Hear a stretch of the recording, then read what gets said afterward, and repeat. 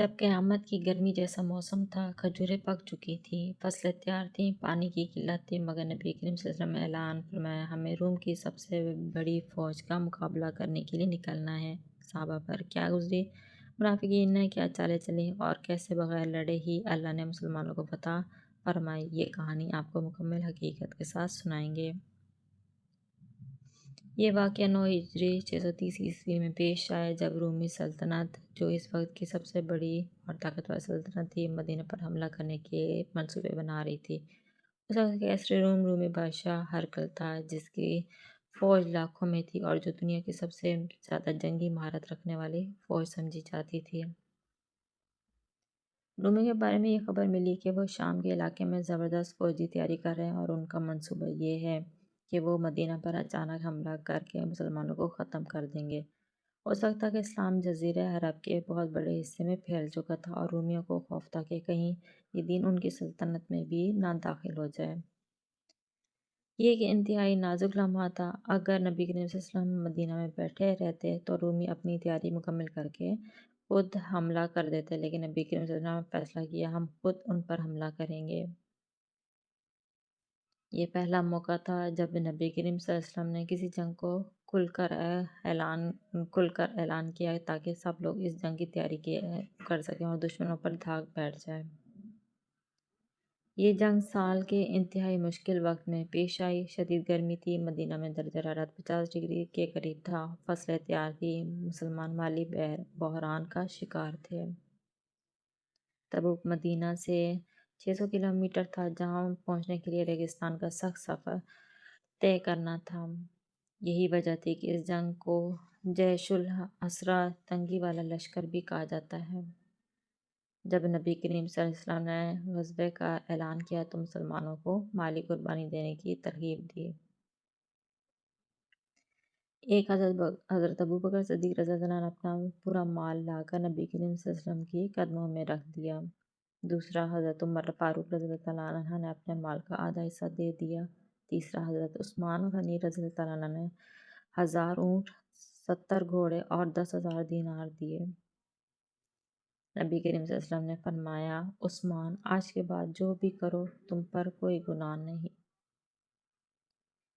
جب مسلمانوں کو جنگ کی تیاری میں سخت آزمائشوں کا سامنا تھا تو منافقین سازشیں کر رہے تھے۔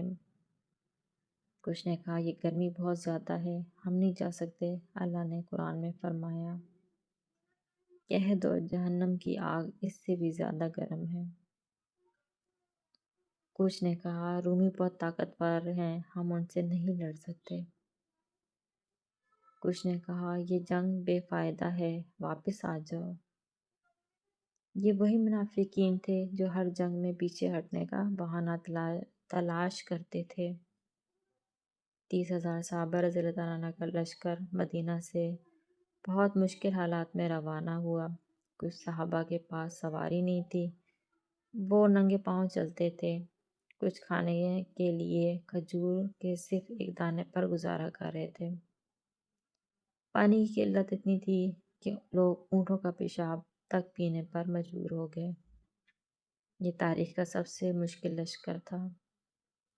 جب مسلمان تبوک پہنچے تو وہ حیران رہ گئے کہ رومی فوج نے مدینہ پر حملہ کرنے کا منصوبہ ترک کر دیا تھا۔ رومیوں کو اندازہ تھا کہ مسلمان کمزور نہیں بلکہ انتہائی مضبوط ہیں۔ مسلمانوں کے بغیر کسی لڑائی کے ہی تبوک میں قیام کا مطلب تھا کہ پورا خطہ اب ان کے کنٹرول میں آ چکا ہے۔ کئی علاقے از خود مسلمانوں کی اطاعت میں آ گئے، جن میں ایلا، جربہ اور عذرہ کے قبائل شامل تھے۔ تبوک میں نبی کریم صلی اللہ علیہ وسلم کا قیام اور واپس مدینہ کی واپسی۔ نبی کریم صلی اللہ علیہ وسلم 20 دن تک تبوک میں رہے تاکہ دشمن کی سرگرمیوں کا جائزہ لے سکیں۔ رومیوں نے حملہ کرنے کی ہمت نہیں کی۔ کئی قبائل مسلمانوں کے ساتھ معاہدہ کر کے جزیہ دینے پر راضی ہو گئے۔ یہ علاقہ بغیر کسی لڑائی کے مسلمانوں کے زیر اثر آ گیا۔ یہ ایک زبردست سفارتی اور فوجی کامیابی تھی، کیونکہ اب مدینہ اور شام کے درمیان کوئی خطرہ نہیں رہا۔ جب نبی کریم صلی اللہ علیہ وسلم مدینہ واپس پہنچے تو منافقین بے نقاب ہو چکے تھے۔ وہ لوگ جو جھوٹے بہانے بنا کر نہیں گئے تھے، ان کے بارے میں قرآن میں آیت نازل ہوئی۔ مشہور منافق کعب بن مالک رضی اللہ عنہ سچے دل سے توبہ کرنے پر اللہ نے انہیں معاف کر دیا۔ مسجد ضرار جو منافق انہوں نے مسلمانوں کے خلاف سازشوں کے لیے بنائی تھی، نبی کریم صلی اللہ علیہ وسلم نے منہدم کروا دی۔ ایک اللہ پر بھروسہ اور ایمان کی قوت کسی بھی بڑی طاقت کو شکست دے سکتی ہے۔ دوسرا، مال و دولت دین کے لیے خرچ کرنا سب سے بڑی نیکی ہے۔ تیسرا، منافق ہمیشہ آزمائش میں بے نقاب ہوتے ہیں۔ چوتھا، مشکل حالات میں سچائی اور صبر کامیابی کا راستہ ہے۔ پانچواں، طاقتور دشمن بھی مومنین کی یکجہتی اور ہمت سے گھبرا جاتا ہے۔ یہ تھی اسلام کی سب سے سخت جنگ، جس میں مسلمانوں نے کسی بھی سپاہی کو نہیں کھویا مگر بغیر لڑے ہی دشمن کو شکست دے دی۔ یہی ایمان کی اصل طاقت ہے اور یہی اللہ کی مدد کا حقیقی وعدہ ہے۔ اگر یہ کہانی آپ کے دل کو چھو گئی ہو تو اسے دوسروں تک ضرور پہنچائیں تاکہ وہ بھی اس ایمان افروز داستان سے سبق حاصل کر سکیں۔